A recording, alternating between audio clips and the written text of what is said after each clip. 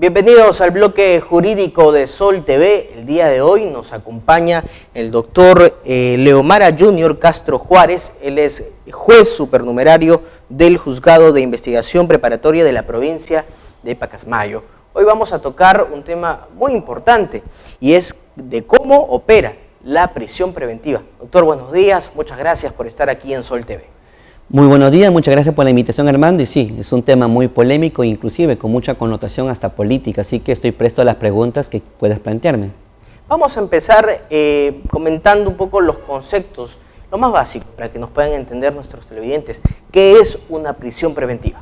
Bien, la prisión preventiva es una medida coercitiva personal. ¿Por qué personal? Porque está destinada a la persona que comete un delito. Por ejemplo, un caso de robo agravado, ¿no? Dos personas que han sustraído las pertenencias de una señorita en la noche utilizando un arma de fuego, se les podrá imponer este mandato de prisión preventiva para que provisionalmente puedan ser sometidos al proceso recluidos en un penal. En eso consiste la prisión preventiva, tener privado de la libertad de manera provisional a una persona para que el proceso se lleve a cabo. ¿Cuál es la finalidad que ésta tiene? Bien, la finalidad se busca el aseguramiento del procesado, en este caso, en el ejemplo que comenté de robo agravado, de estas dos personas, para que estén durante todo el desarrollo del proceso penal hasta la culminación del proceso con la emisión de una sentencia, que ya se entiende, condenatoria o absolutoria, pero que ellos sean sometidos durante todo el desarrollo, recluidos siempre en un penal. A muchos nos cabe la duda de cuándo es el momento propicio, ¿no?, para poder dictar, en este caso, una prisión preventiva. ¿Qué es lo que más prima en este caso? ¿Las pruebas, los indicios del caso, o depende de qué tema se esté tocando?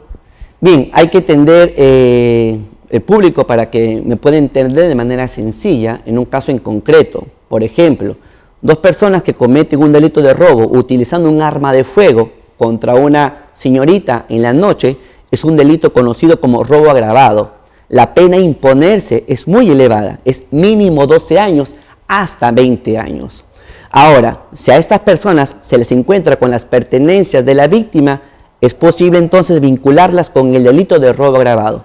El juez tiene que evaluar los elementos de convicción, por ejemplo, la intervención policial, el registro que se realizó a los imputados y se les encontró las pertenencias de la víctima. También las condiciones personales de si trabajan o no trabajan, si tienen arraigo domiciliario o familiar. Son presupuestos previstos en la norma procesal, artículo 268 del Código Procesal Penal.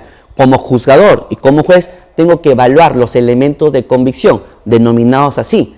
Entonces, en cada caso en concreto hay que verificar dichos presupuestos. La vinculación de estas personas con el hecho que han cometido, la pena posible a imponerse, que tiene que ser más de 4 años, y el arraigo familiar, domiciliario y también laboral. Por ejemplo, estas personas que cometen el delito no son de acá de Trujillo, pueden ser de Lima, pueden ser de Chimbote, pueden ser de Chiclayo, etc.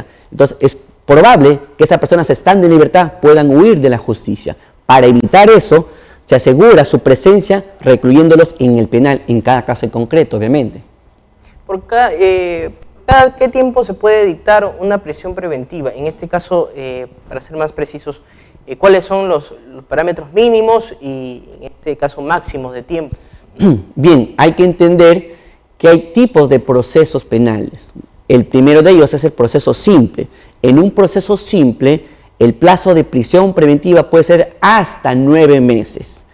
También se le pueden poner menos de 9 meses. Esto es en cada caso concreto. Ahora, si estos 9 meses originan unas circunstancias posteriores, se le puede ampliar 9 meses más. Esto es 9 más 9, 18 meses. Esto es en un proceso simple.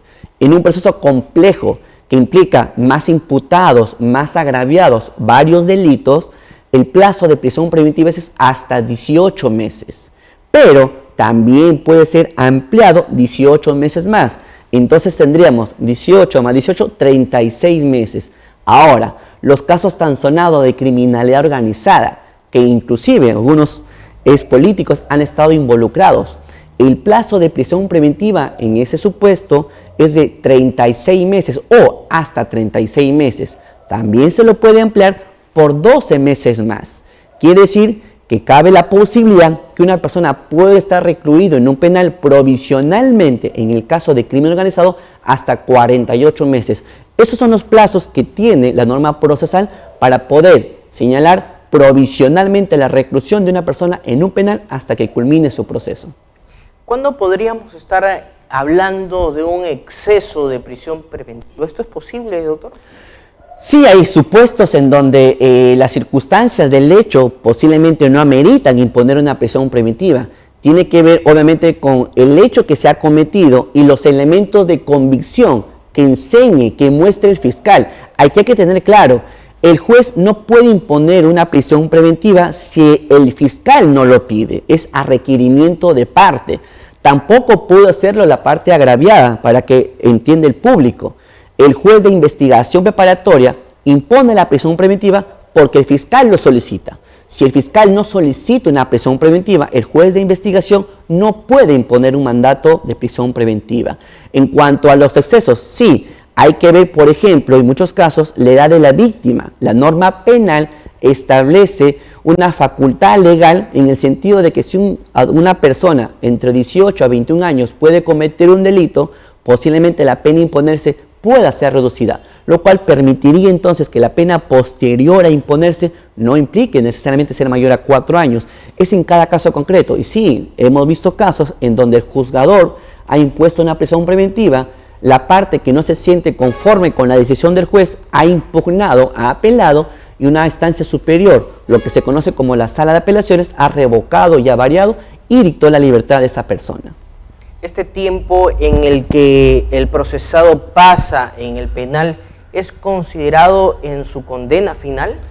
Sí, muy buena pregunta, hermano, y te agradezco en el sentido de que cuando una persona es recluida en el penal por un mandato de prisión preventiva, ya sea 9, 18 o 36 meses, ese plazo se descuenta cuando se le impone una sentencia condenatoria. Por ejemplo, si una persona estuvo recluido 9 meses en el penal y luego se le impone una pena de 10 años, 8 años, tiene que sumarse o descontarse ese periodo que estuvo recluido.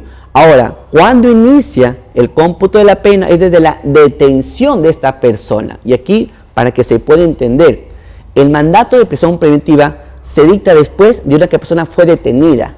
Entonces, desde que una persona es privada de su libertad por la detención en flagrancia delictiva por un delito cometido, desde ahí para adelante se cuenta el tiempo de pena. Por consiguiente, forma parte de la prisión preventiva del tiempo final que se impone como sanción. Doctor, muchas gracias por haber estado con nosotros aquí en Sol TV. Muchas gracias por la invitación y presto otro momento para poder absorber cualquier tipo de tema. Muchas gracias también al público que nos escucha. Esta es la información que tenemos gracias a nuestro bloque jurídico en convenio con la Corte Superior de Justicia de la Libertad. Continuamos con más información.